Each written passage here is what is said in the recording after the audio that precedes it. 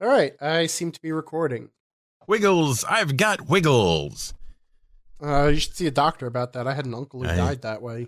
Yeah, he died of wiggles, did he? Yeah. That's terrible. that must have shaken everybody up, huh? So there's a version of Bridge Constructor, which is called Medieval Bridge Constructor. That's but it's a fascinating piece of info you have delivered to me. It is.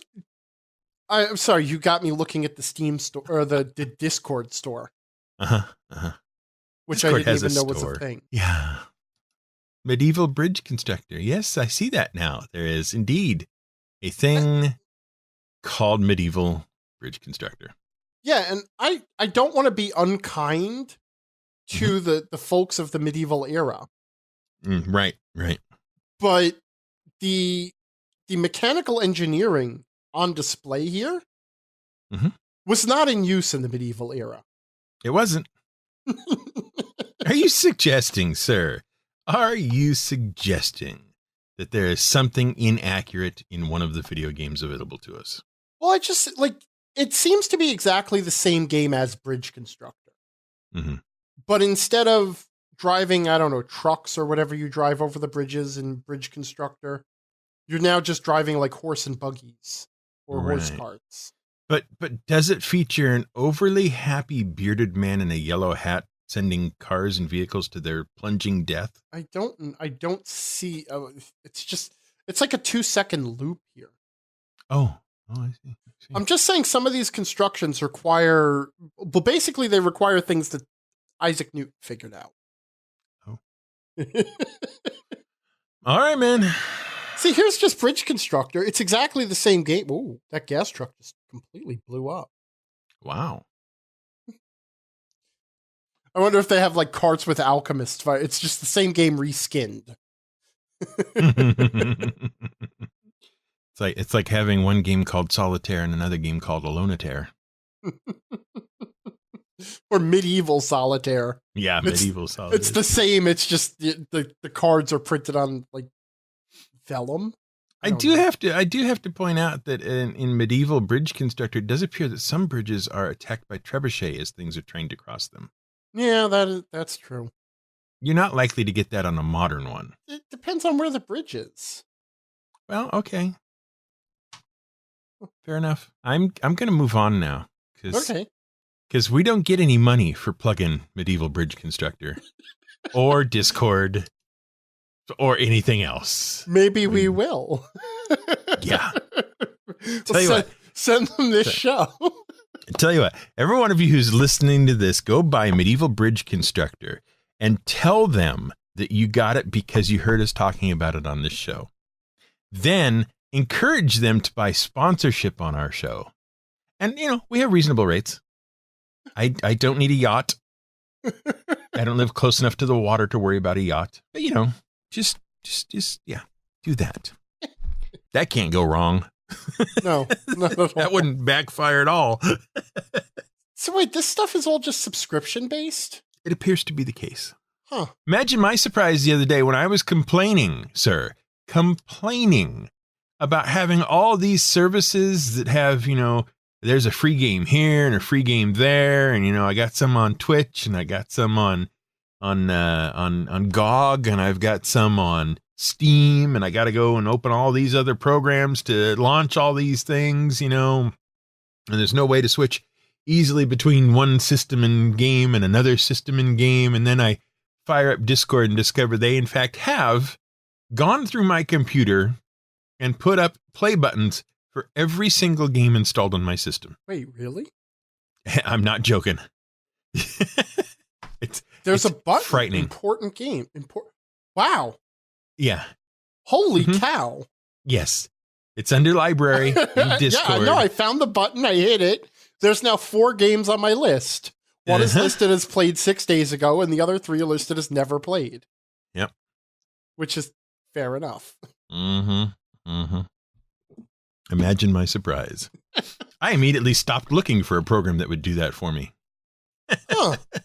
Yeah. Now, mind you, a lot of mine also have not been played, or have been played in an amount of time, last played in an amount of time that is frankly embarrassing. But they're there. They are there. Anyway. Yeah, I finally reinstalled Steam on my computer. I noticed that. Yeah. I was quick to pick up on that, especially when the Civ 5 invite came in and ruined my weekend.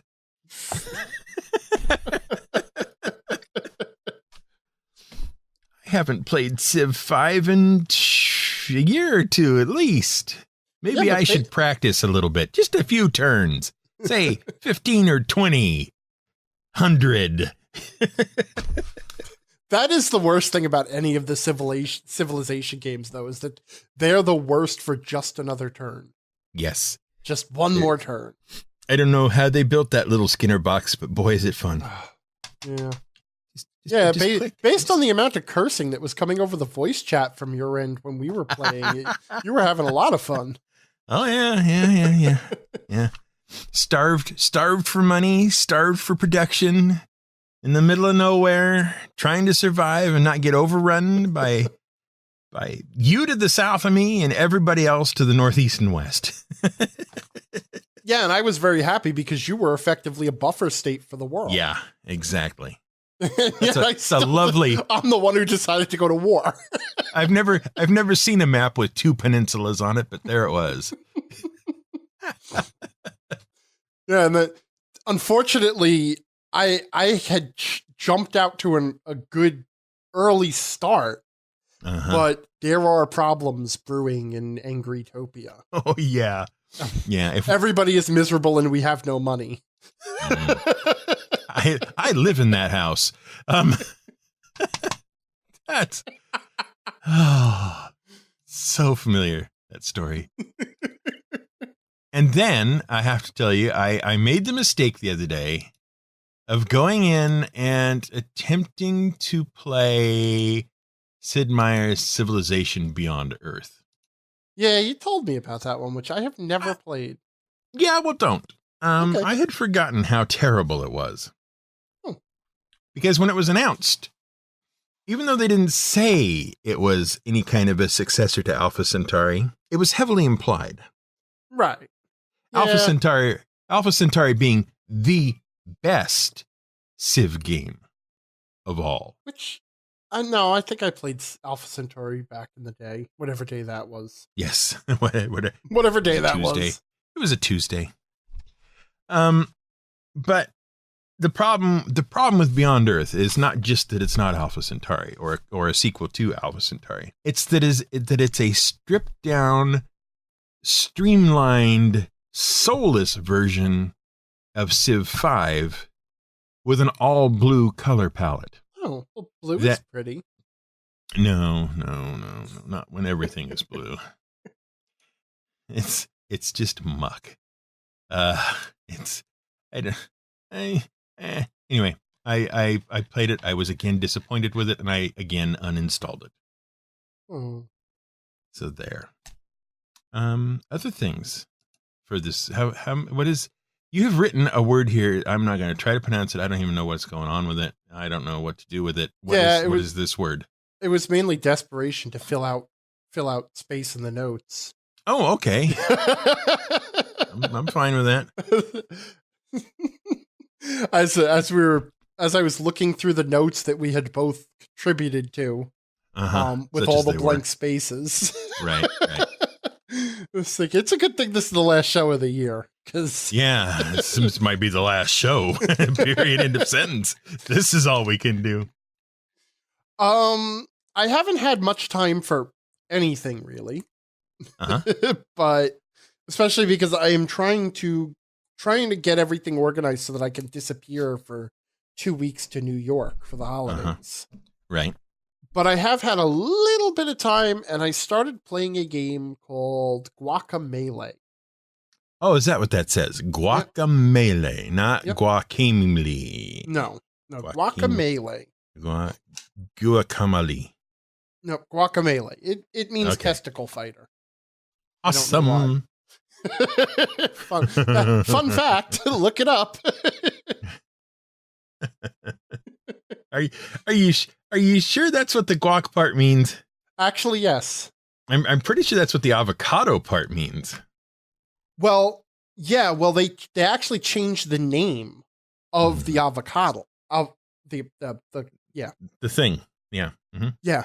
So originally, avocado was based on a Nahuatl word. And because of the shape of the fruit, it was, it's the word for a male member. Right. And it was, I think, avocado, but I may be getting my pronunciation wrong because, I don't speak Nahuatl. Right. And yet, more than once, I'm sure I've encountered it in a script you've written. And so they eventually changed a group of farmers, somewhere in one of the South American countries, basically one of those farm, like one of the associations, like the American Dairy Farmers or whatever, except this was the whatever country's avocado farmers. The Un-American Avocado Farmer Association. Right. They literally renamed the fruit to avocado. But the name of the sauce, guacamole, mole means sauce, and guaca was actually a shortening of the original name for the avocado. Okay. So guacamole still actually means that sauce. All right. That body part sauce. Yeah. Fun fact. Fair enough. May contain nuts. Yes. Thank you. Anyway. What is it about this word that has prompted you to include it in our show notes? It is a video game, sir. Okay. It is actually, it's a very cute, highly stylized video game based on sort of a it's the standard art style that is supposed to invoke like South American and Mexican and Dia de los Day of the Dead and all that stuff. Yes, yeah. Yeah, it's basically that art style. You are a dead person who is reincarnated by a luchador's mask. I read this book. Yeah, and you have to wander around this 2D platforming world, shifting back and forth between the world of the living and the world of the dead. You are fighting an evil skeleton who turned the devil into a chicken, and his band of goons, including a person who is perpetually on fire, and the skeleton of 3 members of a 4-part mariachi band. Typical stuff. Sounds like a standard adventure. Yeah. It's a 2D exploration-based platformer. Little bit more action-focused. It's cute. Good. Yeah. Good. Glad to hear it. Yeah. I really don't have too much to say because once you get past the style and the humor, it's very funny. It is very funny. I will give it that. The dialogue's all entertaining. The music, I find it grating. Oh. Yeah. But the game itself is very pretty. But the level design is, pretty. It contains many lulls and not much else. Yes. It's very, it's bland. The combat is actually a lot of fun. It's combo-based combat. You wouldn't think a game such as you have described could then be described as bland, and yet here you go. Well, like I said, if it didn't have the art and the charm going for it, it would be a nothing game. It would be very boring. Okay. Yeah. There's a lot of areas where there's just like a lot of empty space and pointless jumping and climbing that doesn't really serve any purpose. The combat is fun. Now you've made me sad I even mentioned it. Well, technically I mentioned it, and I got to tell the story about guacamole, so okay, all right. There's that. That saves us an episode in the future. I've been keeping that one from Word of the Week for some reason. Yeah. the medieval guacamole story. That's fine. No, great. That's great. I've the only other thing I can suggest. I mean, there's been a lot going on, but not much of it is worth sharing at this point. But about the only other thing I can suggest is shareable is that I've been playing. One of the new free games from PlayStation recently. It's called Onrush. You know, I downloaded it. Oh, yes. It's it's Demolition Derby, essentially. Oh. But it's like motocross Demolition Derby. Yeah, see, I was hoping for something more like a kart racer. Yeah, not so much. No. There's no real finish line to cross. That's not how you win. Oh. You win by a series of destructive actions carried out at a high pace. Well, why would I want... What kind of video game asks you to just destroy? I don't know. Fun one? one that's great for stress relief. Yeah. Oh, like you have any stress? Oh, yeah. There's nothing going on that's stressful in my life at all. Nor has it been going on for the last 7 months. It's great. Which at this point, you'd think it would have just become your new resting rate. Yeah, you would think so. It that has not transpired. It is the opposite of what has occurred. I do want to take a moment, given the timing of this show and when it will be out tomorrow.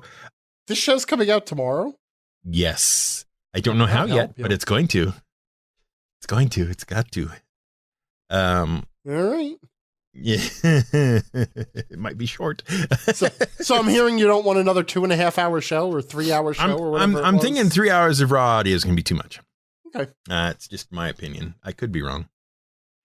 What I did want to say is, given the time of the year and all that kind of stuff, happy holidays to everybody who is having a holiday of some sort. Because this is the last show he and I are on this year. And next week is Leslie and I talking about Hogfather. Oh, I love that book. I know, I do too. And that's not a spoiler because it's been marked that way on my Goodreads list for years. I mean, we picked the book because we both know we enjoyed it. And we wanted to be able to talk about it. You wanted to enjoy at least one book in this stupid book club. That's right. But we have more to talk about the book club. Anyway, I just wanted to get some holiday greetings out there to everybody.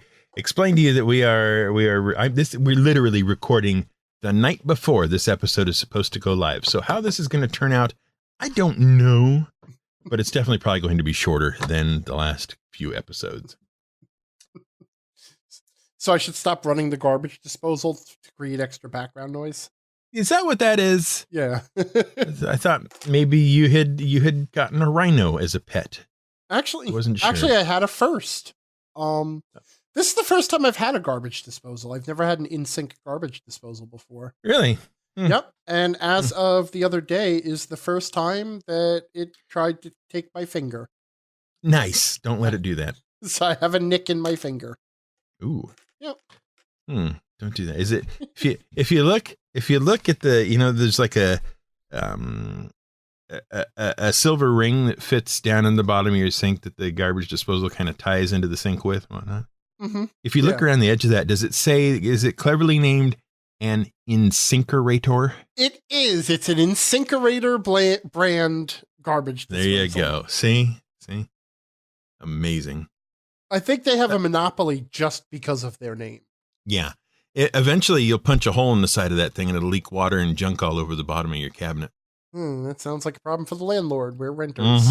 Mm-hmm. Yeah. Hey, the Insinkerator company actually is founded in Racine, Wisconsin. Actually, the guy who founded it, John Hames? Yeah. Mm-hmm. He invented the in-sink food waste disposal in 1927 for his wife. You're spoiling yet another episode. I mean, look at this information you could be saving up for a whole episode just about garbage disposals. Honey, I love you. I installed some spinning death blades under the sink that you can shove food into. Leland J. Tankersley from the comments on episode 58. I just wanted to say thanks for pronouncing my name correctly, given that you said it multiple times. You're welcome. Clearly I was the danger there. No, I actually purposely included that feedback as a Christmas present for you, sir. Aw, thank you. Because you get so much flack about your pronunciation that I thought mostly from you. Hey, I mostly stopped that now. Those emails are now anonymous. Okay, all right, fair enough. I stopped. Yeah. That random name generator on donjon.com is awful handy. Yeah, I don't even look stuff up for the word of the week anymore. I just make up random words. That's fine by me. That's fine by me. You'll notice I declined to try to pronounce Desi Arnaz's full name. I was so disappointed, sir. Yeah, I wasn't. Given the conditions under which that episode was made, I looked at that and I went, nope, that's not going to happen. Desiderio Alberto Arnaz Ideaca III. Yeah, that's what you say. Mm-hmm. Mm-hmm. George. All his friends called him George. I'm sure that's canonically accurate. I think all his friends called him Desi. Hence, no, Desi. No. That's just his stage name. Citizen from the comments in episode 58. Got any good, well-generalized proto-goals for starting with nothing and ending up with a campaign you can actually run? Yes, it's called Make About $50 and Buy a Watsy book.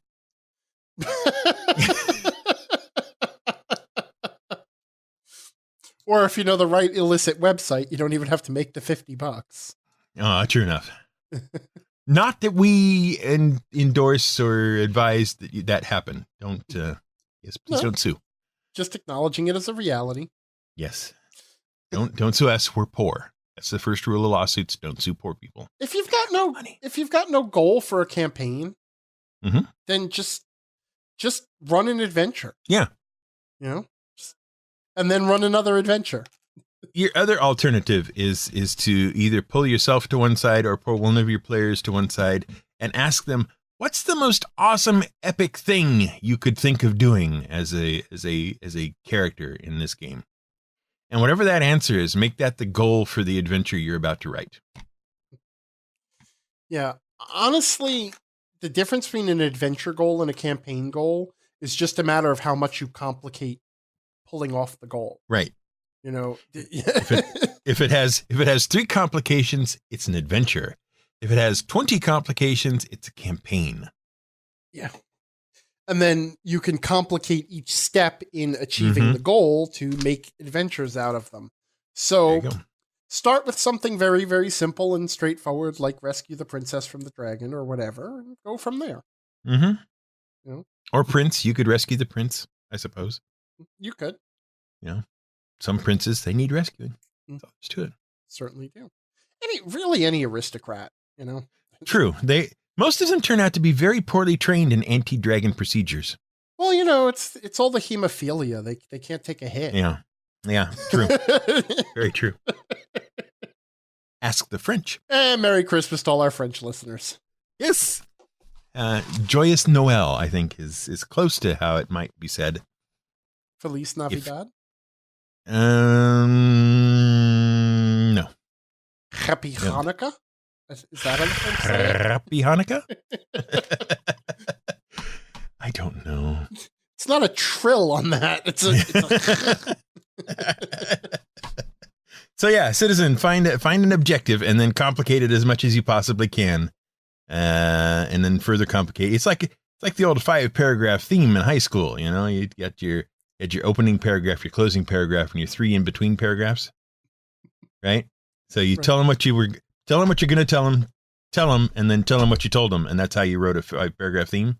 Well, just basically take each paragraph of that and turn that into another 5 paragraphs until you end up with, 30 odd paragraphs of stuff. That's all you're doing here. That's all it is. It's the easiest way to do it. Yeah, a good GM is a GM who can tell a 1-sentence story over 2 years. That's correct.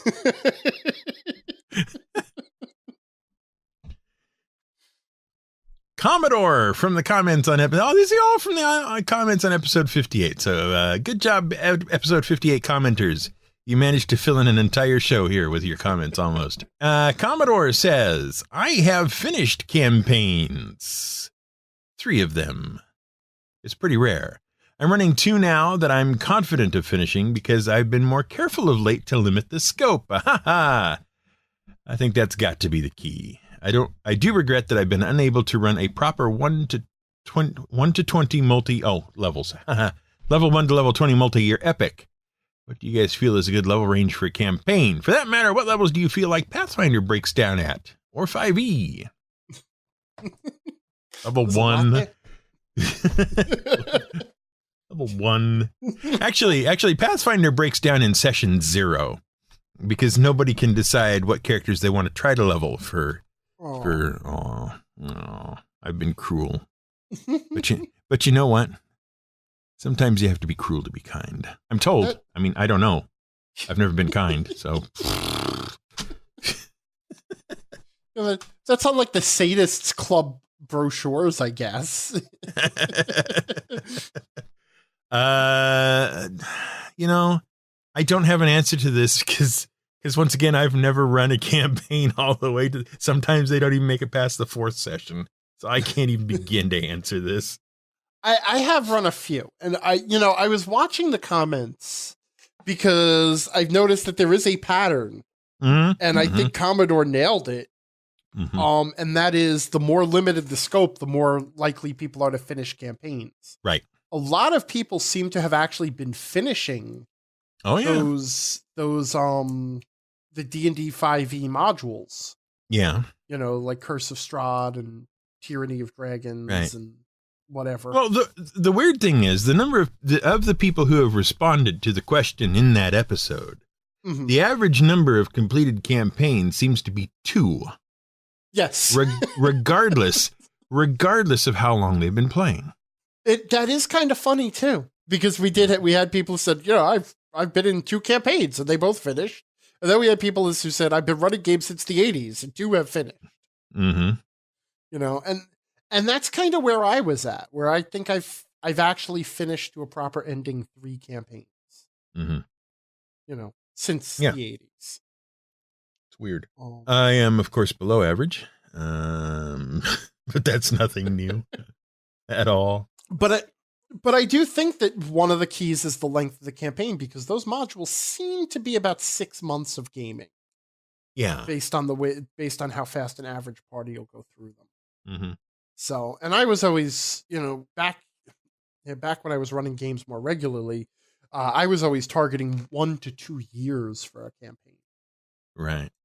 Which I guess at that point you're bucking the odds that everybody will just be able to keep playing. At some point, I think I got it into my head at some point that campaigns never end. There's no end. There's merely, we passed that marker, so now let's go find the next marker. It's like a big relay race. Well, that depends on the type of campaign you're running. There are campaigns with goals, and then there's campaigns that are just, the endless adventures of the adventuring party. Right. Right. So all right. So he asks about a good level range for a campaign, and then I have to ask myself, it seems to me like it depends on how you're leveling. Because I could see a campaign being a true campaign that would take people from level 1 to level 5, and that being sufficient. That'd be like the pretty darned epic if you do it right, and they level at an appropriate rate throughout all that. Right, but though I mean, there is a bit of players like to level up. So. If you ask them to go too many sessions without gaining a level or gaining some new abilities, and I guess you could cover that with magical items. Like you could level them less, but use magic items with interesting properties and abilities to do that.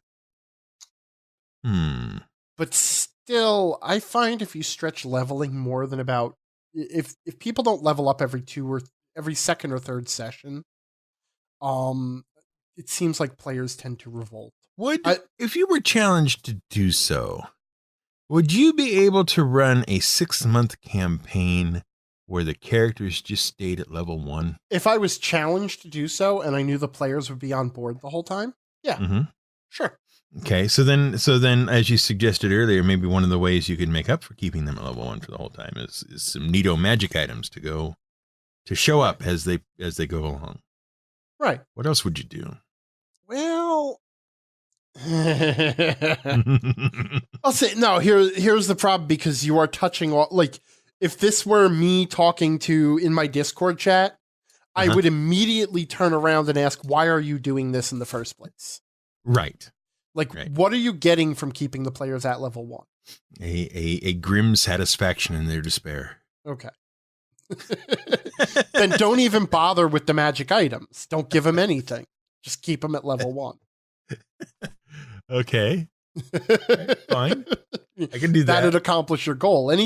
Because, I mean, here's the thing. You're sitting there and you're saying, okay, well, I know if I keep them at level 1, they're not going to feel a sense of progress in their character. They're not going to feel a sense of power growth. So I have to do something to offset that. What could I do?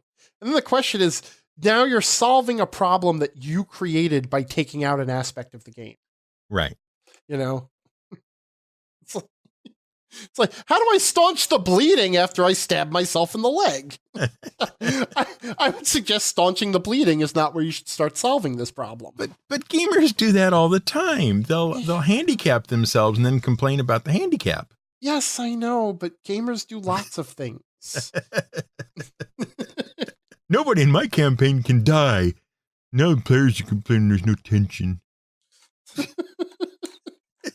That's okay. So I now see I can't really take the high ground here, because there have been a number of things I have done in games that were basically me being dared to do something or told I couldn't possibly make it work. Right. So fair enough.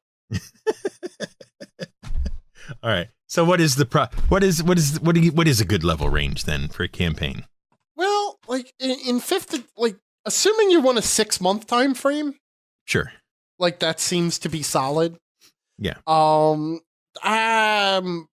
Based on the way I've been running 5th edition, that'll take you from level 1 to level 12 or 13. And that seems to be about a good range for the game anyway, because the game, you know, every role-playing game has it, or every level-based role-playing game that has any sort of rigorous balance designed into it, has a sweet spot. You know, has a set of levels where the game really feels good, where the players have just enough options that they don't feel restrained, but not so many options that they can't make choices. And, you know, the numbers all work and the power level works and the combats don't last too long, but they're not over too quickly. And 5th edition seems to go, I would say it actually kicks in at 3rd level. So you could go as early as 2nd level, but some of the classes don't really come into their own until 3rd level. Wasn't there one of the Crawfords or Perkinses or Merleses that said they ran a survey and discovered most everybody plays till about level 12 and then that's it? Yeah. Yeah, and so their solution was, you know, and they did this with 4th edition too. Well, no, with 4th edition, they were actually actively trying to extend the game out to get people to play the higher levels. It did not work. Right. It did not work. So now rather than just accepting it and making a 12-level progression and just accepting that games were going to run from, campaigns are going to run about 6 months. And if you want to run a longer campaign, then, you know, do like what Pathfinder does and offer a slow progression. Right. Where you just tell the GM, you know, cut the experience points in half or something like that. Sure. Because that's fun. Well, No, what I'm saying, what I'm really saying though is this: bigger numbers are funner numbers. Sure. Okay. And then you tell me that I can make the campaign last longer by cutting levels in half, or only giving, you know, half as much experience point or whatever. Right. And I look at that and go, oh, but small numbers are no fun. Right. So then run a campaign for 6 months, and then when those players have saved the world and retired, run a new campaign. Start fresh. I can do that. All right. Those are your options. And that's it. I'm giving you options. I'm not saying you have to do one or the other. You have to do just this one thing. I'm just saying, if you want, just come out and say, look, this game runs best if you run a story that lasts about 6 months and runs from levels 1 to 12. But the thing is that, like, they've gotten criticized in the past for not creating high-level content. And their response, and this was going back to third edition. Right. They have always been criticized for not creating enough high-level content. And their response has always been, well, surveys indicate most people don't play the game at those high levels. And my question, the one I want to turn around and just scream at them is, why does the game go up to level 20 if you know people stop playing at 12? Then you could create enough content for the whole game. See, I think what you're running into, though, there is what you have suggested is something that makes sense. Yeah, I know. I really have no place in this industry. Well, I mean, when you, I love this question so much. This is my favorite question of the day. You ready? Here we go. Yeah. Favorite question of the day. Okay. In original D&D, what was the highest level you could be? White box? No, I mean like what most of us would consider, red box, we'll say. Like AD&D or red box. Yeah. If I remember, like the basic expert companion master immortal went up to 35. And AD&D 30? 36. Right. Was it 36? It might have been. It might very well have been. But I also have this memory. I thought you were asking because you knew the answer and you were testing me. Well, see, I also have this memory of a time when dwarf was a class. Yeah, those were good times. Yeah, and part of that I seem to remember was that not every character could get to the same numerical level. Yeah, that's. Okay, so I just pulled out my AD&D first edition player's handbook here. So what do we got here? Clerics. Well, this is interesting. There is actually no class level limit on most classes. Okay. A few of the specialized classes, namely Druid, Assassin, and Monk, had level limits. Oh. Okay. Because at level 14, when you were a level 14 druid, you became the great druid. Oh. And you were the only great druid. And at level 14 as an assassin, you became the master of assassins and and at that point they buried you in paperwork and you weren't allowed to adventure anymore. As a monk. As a monk at level 17, your maximum level, you became the Grand Master of Flowers. Okay.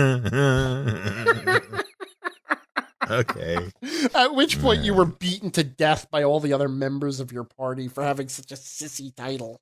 The other monks would just look and point. Seem to go up to about level 30. But you do stop acquiring hit points at a certain level. Which runs between 9 and 12. Depending on the class, you stop gaining hit points. You stop gaining hit dice. Right. You would still gain like a token amount of hit points, just a numerical bonus that you would keep gaining. And if you were a spellcaster, they've got spellcasting, like they've got tables all the way up to 29th level for magic users and clerics for how many spells you can cast a day. Okay. Thief skills top out at level 17. So the answer here is, whatever. Could be anything. Who knows? Here's where Gary got tired of writing levels for this class. I can't think of any more titles for fighter, so that's it. They can hit 12. Okay, and Rule Cyclopedia era, basic D&D. Yeah, that was the one that goes up to 36. Okay. Yeah, okay. And that was a compilation of the Mentor Red Box, and then the Expert and Companion, and the Master and the Immortal set. BCMI, Basic, Expert, Companion, Master, Immortal. Yeah. So returning back to 5th edition, what level does it start to break down? What do we mean by breaks down at? Where the game stops working as a game? Well, see, I consider it a couple of things. Uh-huh. Where the battles either become trivial or a slog. Mm-hmm. You know, because D&D is very combat focused.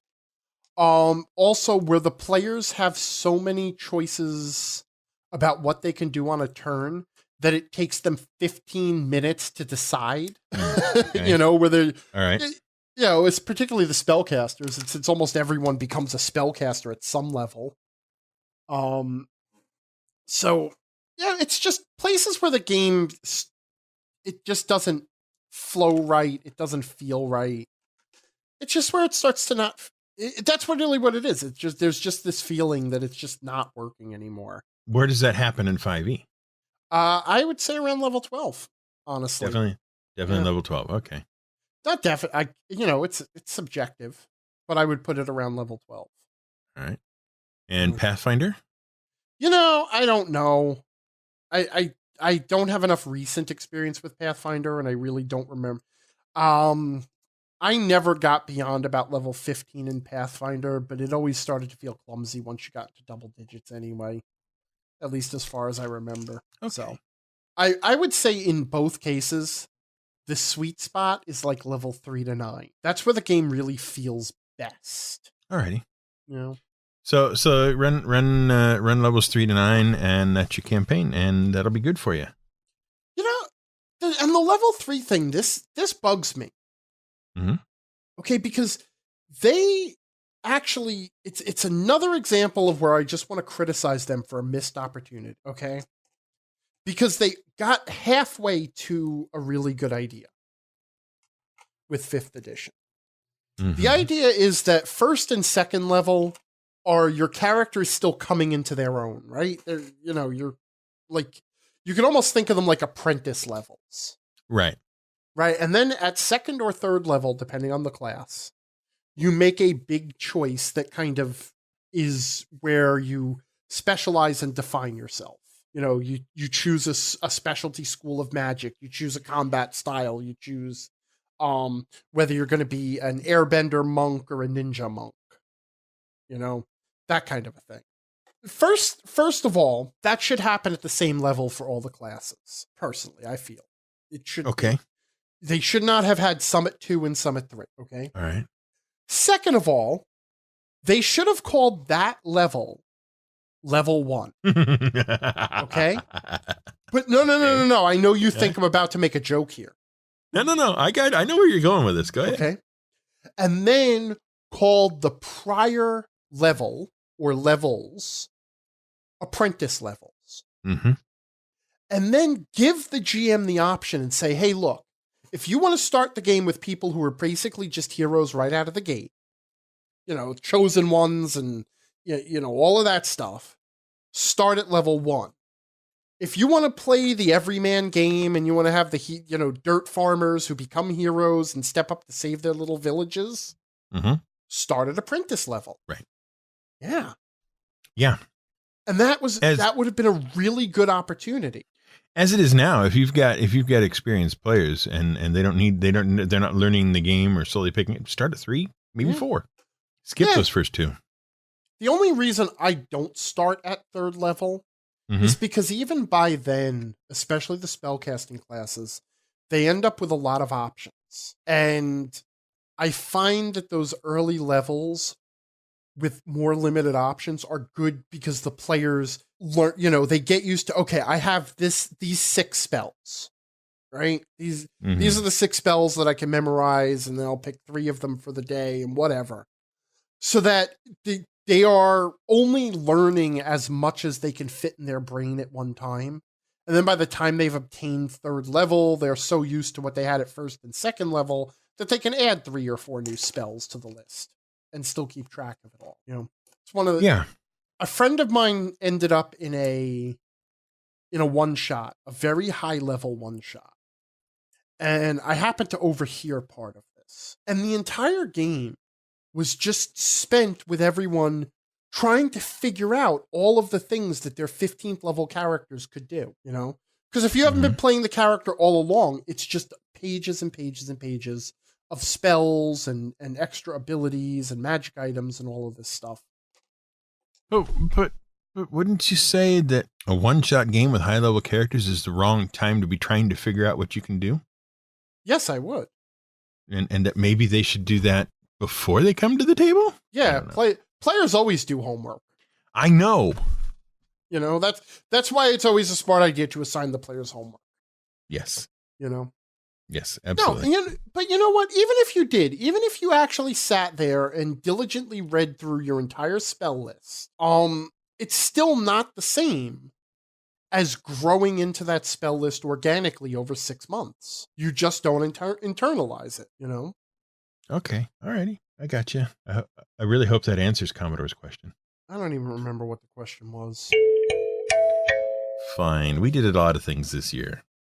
I don't know whether you've noticed or not. A lot of stuff's happened this year. It has been a long year, if that's what you're saying. Yeah. I feel like we should catch up on some of it and just kind of explain the results of other bits of it. You know, like over the course of time, we've maybe not followed up on everything we needed to follow up on, that kind of stuff. So you want to spend our time berating ourselves for the things we failed to accomplish? That's right. No, I want to bring us up to speed. Oh, okay. And just kind of recap the year and see what it is we've accomplished and what has happened and where we stand on any number of things. Okay. Would you like to go first, or would you like me to? Why don't you go first? I'll go first. Okay. I believe it was the first of this year I said, you know what? Transit needs to happen this year or not at all. Mm-hmm. And that was because I have a number of things on the back burners that transit is in the way of. So it has to go first. For those of you who don't know, are late to the show, didn't catch up. First off, go catch up. Second, Transit is an RPG I'm writing based loosely around the Powered by the Apocalypse system. I have a couple of fellows with me, Seamus Connolly and Bradford Wiley, who are also helping on that. Anyway, it's coming along and has reached a point where I can confidently say it is going to be a thing. So it has not been relegated to the garbage bin of life. The next year will be, and I probably won't need the entire year to accomplish this, but the next step forward is to get it into production. Okay. It's in a position where it's ready to go. And soon, you know, quote unquote, soon will be available in some form to the general public. So there's that. That's the first thing I have to catch everybody up on and get them oriented with and explain how wonderful the year has been. Because I don't have a lot of good news, but boy, I have one piece. You did a thing. I did. It's actually, so there were two things that were supposed to happen this year. One was I was supposed to publish a book, which I am calling that technically I have done. Mm-hmm. As of this moment, I feel safe in saying that I have several hundred copies of the book in my possession currently. So I have even seen this thing. Nice. Those are the advanced copies that are being signed for those who support it at that level, and the rest are on their way to the United States via cargo ship. And I'm assured that they will reach our shores before the end of the year, and we'll start shipping as soon as we can start sending them out. So, you know, by December 31st, I have published a book and sent it out to my Kickstarter backers. So there's that. The other thing that I have to acknowledge is the Mega Dungeon project. The Mega Dungeon project, yes. How is that? It's not great. Right. It is a very large, complicated, ambitious project that I started several years ago. And it's something, originally I started it as something just to tinker with for fun. Mm-hmm. But the worst thing you could do for any project you're going to tinker with for fun is make it public. Right. And then swear that you're going to write up and do it and all of this stuff. The problem is, because of the amount of work it entails, it is always the first thing to go whenever I don't have the time to work on extra stuff. Right. So if I'm publishing a book and moving and dealing with any other issues, Mega Dungeon is the first thing to go. And unfortunately, it is an extremely popular project. A lot of people were hanging on Mega Dungeon. And so one of the things I wanted to do was actually just finish the project by the end of the year. At least get the basic design just all done. And then decide what I was going to do with it from there. Whether I was actually going to turn it into a publishable thing once it was designed, or just leave it at that and say, okay, well, I designed it, and if you want to use it, feel free to now build on this and turn it into a thing. Well, that obviously has not happened, and at this point, it's not going to happen this year. Okay. You can't cram it all in the last couple of weeks? Not at this point. And the thing is, I did keep trying. This was when we were talking about goals last week, right, or 2 weeks ago, or whenever the heck it was. One of the things I mentioned is that I have a tendency to try to fix everything at once, and then nothing works. Instead of establishing one thing as a goal, and then once it becomes a habit, bringing in another goal to add to my list of habits, until eventually everything is back on track. And I kept trying to just get everything back on track at once. To the point now where I'm, staring down the end of the year and just having to admit these things are not going to happen this year. Because I kept trying to do everything and then they didn't work. So Mega Dungeon is going to come back in January, and whatever happens with it, basically it has to be at least designed by the end of the first quarter. Oh, okay. Okay. And otherwise you move on from it? Otherwise I'm killing it. Okay. At this point I'm going to kill it off. It's reasonable. Yeah. And again, I don't even know what I'm going to do with it. I don't know whether I'm going to publish it at this point, because the one thing that has to happen, and now I'm looking forward more than looking back, but right, with the Kickstarter, the way it worked out, the thing is, there's no reason to wait on me getting a game out at this point. Oh, that has to be the next thing. That's the next thing. Yeah. So, and that's going to take time. Sure. No, that's reasonable. And it sounds like it's kind of the same thing as with transit. It's got to get out of the way, one way or the other, in order to get on with anything else. Yep. That's it. It's got to be clear. It's just got to be cleared off the table. Okay. Because I can't keep it sucks up too much time. Sure. And the other thing that fell by the wayside that I really want to get back into is running games for my Patreon followers. I was having a lot of fun with that. Unfortunately, there were a couple of technical hiccups, and then there was life. And what I would like to do is just run more one-shots. Okay. And try out different games and try out different systems and experiment for a while. And then eventually that will transition as I'm writing a game into alpha testing my game. Nice. So now basically my Patreon supporters are also going to become guinea pigs. Awesome. I'm sure they won't mind. And I'd also like to, open up the floor, because I have a few supporters in there who would like to run games. So it would be interesting to turn that level of Patreon support where I run games into a community of people running one-shots and, and playing games with each other too, and just making the tools available to everyone. Well, there's technically a list in your Discord. Oh, I know. People looking for games and looking to run games. So. Yeah, I know about that. But there's also the promise of people were going to get games run by me. Sure.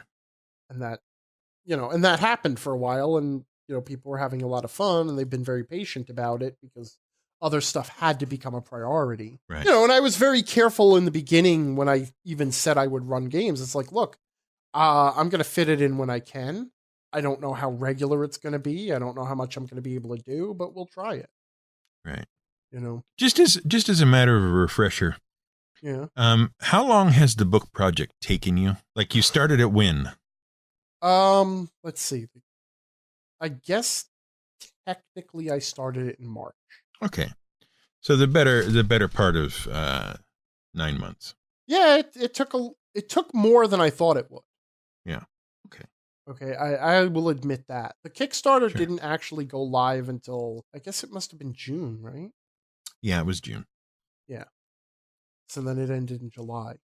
So about 3 months before that. So April, May, June. So it started in April. Okay. So still better part of 9 months. Right. Yeah. Yeah, and the only reason I mention that is because it might be some perspective on just how much of a project things have been in order to get a couple of things that were important to you done. Yeah. Yeah, no, that's definitely true. Yeah. All right. And part of the problem with it too was that it wasn't supposed to start as late as it did. Right. We were supposed to get through the Kickstarter, at the beginning of the year rather than pushing it to the middle of the year. Mm-hmm. But there were some issues there. Sure. But on both mine and Jim's side, Jim being Third Act Publishing. Right. So. One thing I haven't updated people on much lately is my dad. Some of you may remember that May was not a good month for me.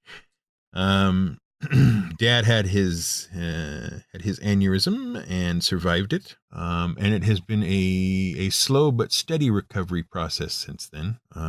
No real complications, just aside from the fact that, he was in hospital for a while, and then he was in care for a while, and then we had home care, and now he's pretty much running around autonomously and causing all sorts of problems all by himself. And one of the recovery seems to have been pretty decent. There's still some, he still has a little bit of trouble getting around. Among the many things we've discovered along the way in this lovely little journey is that for several hours, when he initially had the aneurysm, he basically everything from the waist down was dead. Mm-hmm. There was no circulation, no nerve, nothing. Okay.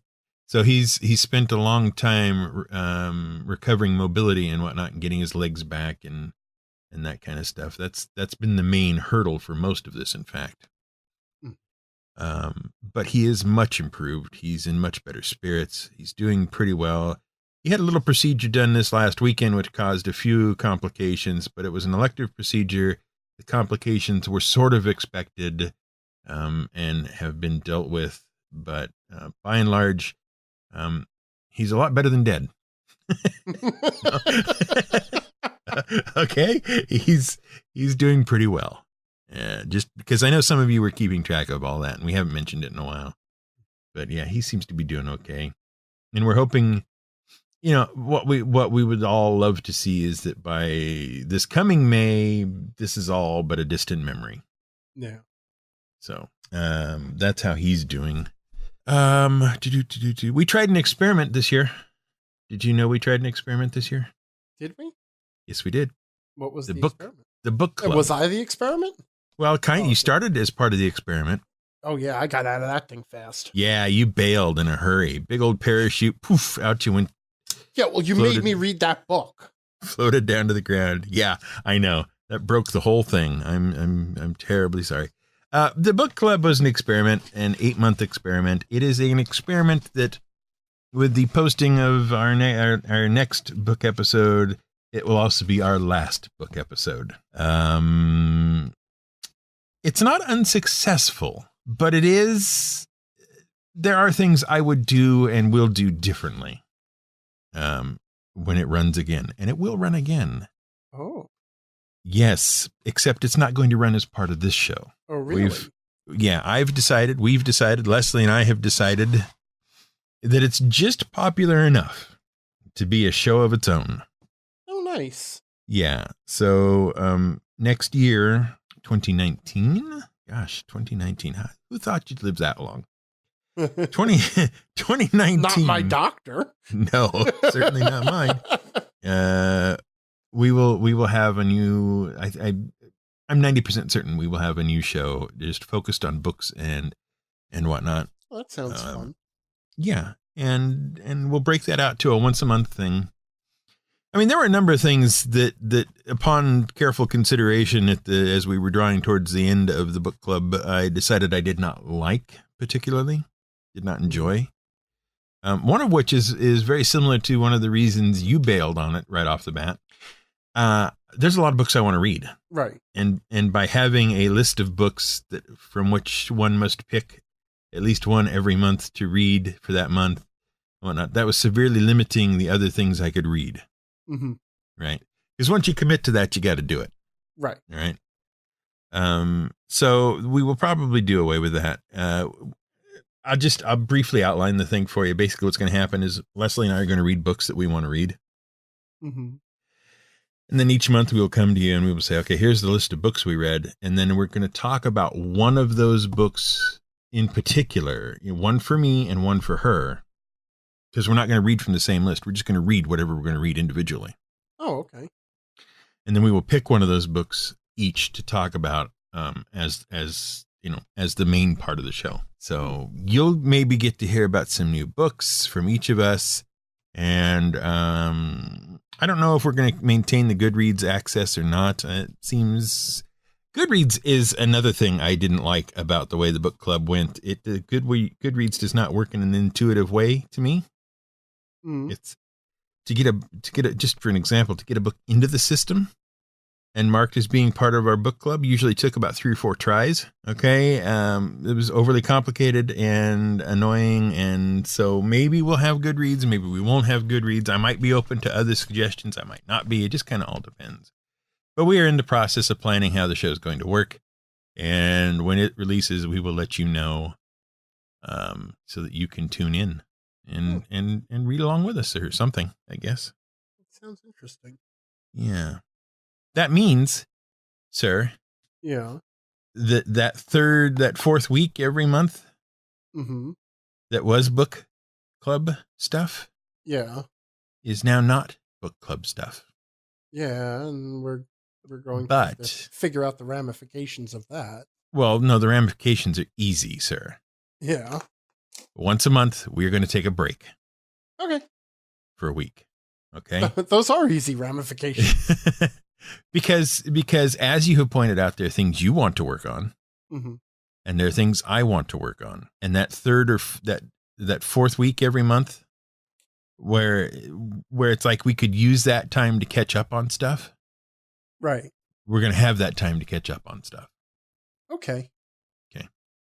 Now, likely that'll be the week that the book club thing, whatever the new show is called, will come out, but it will hopefully have been recorded well before that, so it won't be that big a deal. So you're not gonna necessarily miss anything because you weren't having that fourth week with Scott and I anyway. Right.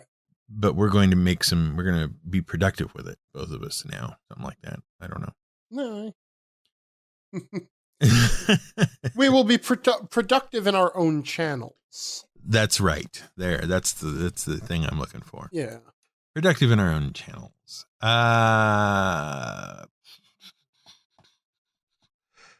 Did you know, sir? And I don't know how you could have, because I've not told you, but did you know that we have probably another 200 to 300 listeners than we used to when we started this year? No, I did not know that. Somebody didn't tell me. Somebody didn't tell you. Shame on them. Yeah, right. No, it's been pretty good. We're regularly, first day numbers are like the big numbers. Mm-hmm. Those are the ones where everybody grabs the episode right off the bat. First day numbers we're still well over 1,000, but I'm also still seeing an increasing number of what they call long tail listeners. You know what long tail is, right? Sure. No. Long tail is where you have this back catalog of things. Okay. Okay. and they're still available to people. And sure, they don't sell or produce or, in our case, get listened to as often or as much as new release episodes. But collectively, that long tail accounts for more listens than the current stuff does. Okay. So we might have 1,000 listens of the latest episode. Okay. Like 1,000 listens of this episode that you're hearing right now are like day 1, 2, 3. Okay. Boom. But long tail, we might have 3,000 listens across the other 58 episodes. Okay. So overall, the long tail stuff provides us with as many or more listeners than we get on new release day. Oh, okay. I gotcha. All right. Okay. So those numbers are increasing, and that's good. That means more people are finding the show and getting caught up and joining us on the, as they get current, joining us with the regular listening and whatnot. And it's good. It's good. We have a good audience base, and things are going, I think, well. We continue to be available on our website, and we continue to be available on iTunes, as you might expect. We picked up Spotify a couple months ago. Yeah, we picked them up. They didn't pick us up. We picked up them. And wait, how does that work? Well, we finally reached a point where submitting to Spotify became easier. Oh, okay. Okay. They did have a system in place which was very nearly invitation only, but in the last 6 months or so, they opened it up to where anybody could submit. And so we did that, and now you can grab us on Spotify. We're also still on iTunes, and we now have iTunes Analytics, so we can see behind the screen that iTunes used to have. Although not all the way behind the screen, because iTunes is only reporting information for its most recent 2 sets of devices. Mm-hmm. So iPhone 9 and iPhone, I guess it's 10 now. Is it 10? X? Are we calling it X or are we calling it 10? X10? 10X. iPhone 10. Somebody's going to call me up and yell at me. I got nothing. Anyway, the most 2 recent versions of the iPhone devices are reporting in. And those are all looking good. So yeah, I especially want to thank everybody who stuck with us and listened and subscribed and rated and reviewed. We've got some great reviews out there on the iTunes. That's always gratifying. And we're big in Austria, apparently. Really? Yeah. Austria loves us. Well, that's good to know. Yeah. I feel like there's, this upward trend happening, where people in foreign lands are beginning to catch up with us, which is nice. I like it. I have a little chart with a line that goes up. That's all I care about. No, but thank you to everybody who has participated both. And it's not just, ratings and reviews, it's comments and that kind of stuff. That's all been great. You guys are active. You're engaged. That's wonderful. We love that. Thank you very much. Is there anything else you would like to cover, sir? Well, obviously, I do definitely want to reiterate everything you just said, with respect to gratitude to our listeners. Despite the fact that I am grumpy sometimes about having to do this show, I actually do enjoy it, and it's always nice to know that people are enjoying it. But beyond that, really, no. If I could babble, but that there's no real point in that. Yeah. Okay. You're going to go have a holiday. I am going to go have a holiday. You're going to go hang out with family and friends back in New York. Yeah, that's how we say that. Is that how you say that? That's good. That's good. New York. Well, I never claimed to be good at accents or pronunciation or reading or even speaking most of the time. But that is the plan. We're actually flying out of Milwaukee Airport. Ooh. So, and straight into O'Hare. Oh God, no! Please, no! I can't go back there. Look, I have nothing against Chicago. It is just the worst place any human being could possibly live, and I would never want to go back there in my life. As long as it's not personal. Right. But I have nothing against it as a city. Mm-hmm. Okay, well that's good. My brother's coming down for our holidays. Oh, you're not going up there? No, we decided that was not going to be very easy for everybody to do. Because that means my father would be in a car for several hours with not much in the way of getting out and stretching and all that kind of stuff, which he needs to do. So, but anyway, yes, we have holidays coming. Hopefully you folks out there have holidays coming that you will enjoy and you will get or give or do whatever it is appropriate to your holiday celebration in the most enjoyable way possible. Is that ambiguous and non-specific enough? I don't know. I can't tell. It is okay to just say Merry Christmas. Oh, well, Merry Christmas to you too, sir. And Happy Holidays.